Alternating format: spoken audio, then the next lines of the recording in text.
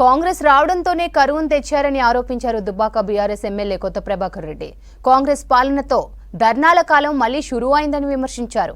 100 రోజుల సర్కార్ పాలన అంతా ఫెయిల్ అయిందని మండిపడ్డారు.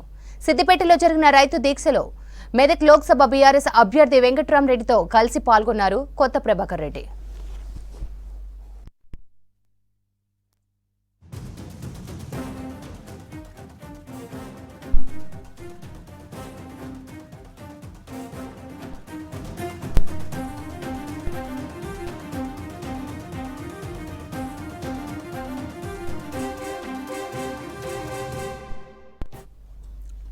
కాంగ్రెస్ రావడంతోనే కరువును తెచ్చారని ఆరోపించారు దుబ్బాక బీఆర్ఎస్ ఎమ్మెల్యే కొత్త ప్రభాకర్ రెడ్డి.